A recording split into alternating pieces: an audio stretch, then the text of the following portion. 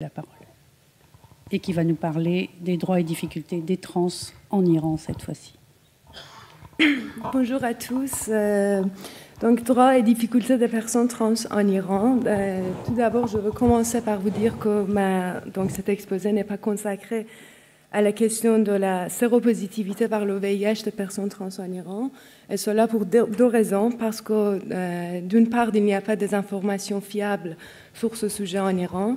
Et d'autre part, parce qu'on peut observer quand même un mécanisme d'invisibilisation ou marginalisation de cette communauté dans les grandes enquêtes nationales sur le VIH en Iran. Donc, avant de commencer, j'aimerais bien vous montrer une carte mondiale sur la situation des personnes trans dans le monde. Donc, l'Iran fait partie des pays qui sont marqués en rouge, c'est-à-dire pour changer l'état civil, il faut absolument passer par un diagnostic de la dysphorie de genre et une stérilisation et les traitements hormonaux. Donc, chaque pays a sa propre façon d'accepter, d'ignorer ou tolérer la question de changement de sexe. Et on va voir comment cette historique a été créée donc en Iran. Donc, dès les années 63, l'ayatollah Khomeini, qui était à l'époque exilé à Najaf, qui est devenu après le leader de la République islamique en 1979, a commencé à écrire sur le sujet de changement de sexe dans un de ses livres. Donc, à cette époque, la question, c'était plutôt pour la légalisation de changement de sexe pour les personnes intersexuelles. Mais dès de son rencontre avec une jeune transsexuelle en détresse, ça veut dire après la révolution islamique et dans les années 80, il a lancé une autre fatwa, cette fois pour le changement de sexe des personnes trans en Iran. En gros, on peut dire que les milieux des années 80 est marqué par une large l'islamisation de la société, dont le discours et les pratiques médicales. Il faut rappeler que l'homosexualité, c'est encore criminalisé en Iran, mais criminalisé au sens qu'il faut au moins 4 témoins pour approuver l'acte criminel de l'homosexualité. Donc, dans ce contexte, on peut parler d'un dispositif de filtrage entre ceux qui sont véritablement les personnes trans, les transsexuels, et ceux qui ne sont pas. Ça veut dire les travestis, les transgenres, les homosexuels ne peuvent pas, bien évidemment, bénéficier de cette légalisation de changement de sexe. Donc, ce protocole commence en Iran par une autorisation de changement vestimentaire, c'est-à-dire donc les espaces publics en Iran sont hautement genrés et la transgresser donc les codes vestimentaires, ça peut devenir criminel. Donc, le premier avantage qu'une personne peut bénéficier après l'autorisation de changement de sexe, c'est de pouvoir changer les vêtements et le vestiment. Une fois être diagnostiqué par le trouble d'identité de genre qui est lié au DSM-5, la dernière version de la DSM-5, la personne peut demander ou s'adresser sa demande au tribunal civil pour rendre plus légale sa demande de changement de sexe. Comme je viens de le mentionner, l'hormonothérapie et stérilisation sont obligatoires pour tous ceux qui veulent changer la mention de sexe dans l'état civil. Donc, cette figure montre un labyrinthe institutionnel qu'une personne trans doit traverser pour pouvoir finalement changer son état civil. Donc, cette personne peut commencer soit directement par un diagnostic psychiatrique, soit par le tribunal familial. Mais ce qui rend encore plus difficile ce labyrinthe institutionnel, c'est le fait que comme il n'y a pas véritablement une loi sur les identités trans, sur le statut trans, donc une fatwa a été légalisée le changement de sexe. Donc, une fatwa peut être n'est pas péjoratif, ça peut être aussi constructif, ça peut, comme ce fatwa sur le changement de sexe, mais finalement, on n'est pas vraiment changé le paradigme de la psychiatrie, de la pathologisation du changement de sexe. Donc, la personne qui traverse ce protocole, chaque fois peut, dans certains moments, faire face aux différents bons vouloirs des juges, des médecins ou des chirurgiens. Donc, plus précisément sur les droits de l'homme et l'identité de genre, on peut dire, comme je viens de mentionner, stérilisation, donc c'est obligatoire pour tous ceux qui veulent changer l'état civil.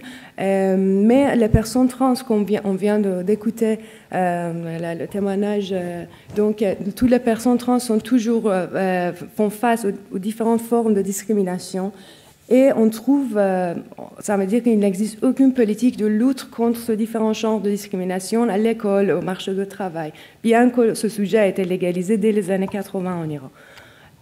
Donc, cette mal-définition ou cette mauvaise reconnaissance de l'identité trans en Iran, ce n'est pas justement lié à on peut dire un système ou à une théocratie, à la politique. Ça peut être lié aussi à la volonté de la personne trans de nier son identité pour revendiquer, entre parenthèses, sa normalité. Ce sont les photos que j'ai photographiées des personnes trans en Iran, juste pour rappeler que les revendications des personnes trans iraniennes n'est pas véritablement de critiquer la binarité de genre, mais juste de critiquer contre certains pouvoirs normalisateurs de genre ou certains, on peut dire, protocoles qui normalisent la transgression de genre. Dans ces photos, vous voyez aussi la transition d'une personne trans F2M, donc on peut aussi constater une autre façon de résistance, ça veut dire que cette personne, même avant l'autorisation de changement de sexe, se présente dans les espaces publics avec le vêtement, avec un habit masculin, bien que ce n'est pas légal. Donc ça, c'est dans les fameuses scènes des toilettes publiques que j'ai photographiées, ces 3 personnes, donc M2F, qui ont finalement s'approprié les toilettes des femmes, un sujet très très important pour les personnes qui ne sont pas binaires. Finalement, ils commencent à négocier avec la responsable qui les empêchait d'entrer dans les toilettes publiques.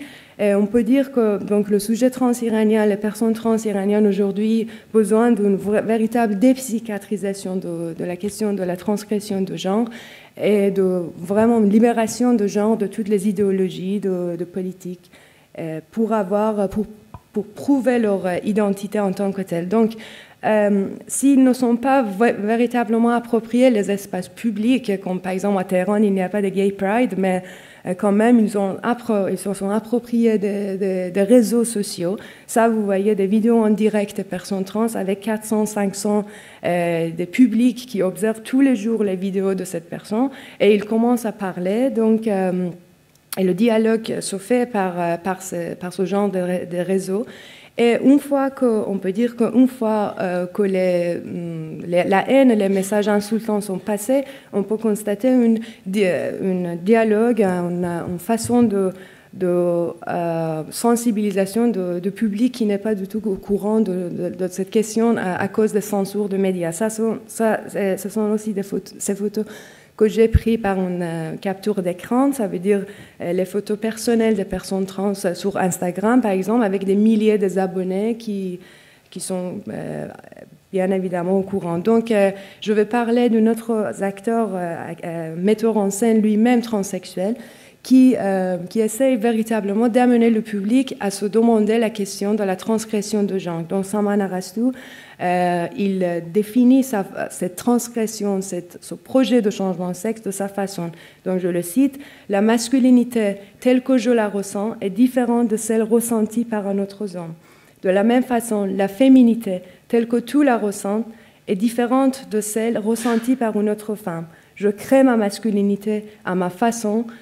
Elle n'est pas un copier-coller de quelqu'un d'autre, elle est la mienne. » Donc, je vous remercie et merci à toutes les personnes trans qui m'ont fait confiance. Merci. Merci bien pour cette présentation vraiment passionnante. Oui. Peut-être une question, si par hasard il y a une question dans la salle avant qu'on continue, parce qu'effectivement on a un petit peu de retard encore, mais...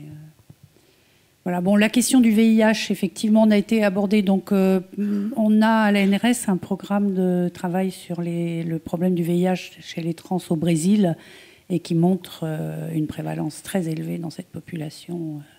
Donc, on n'a pas encore l'ensemble des données, mais je pense que ça fera partie aussi de la réflexion à mener dans la population.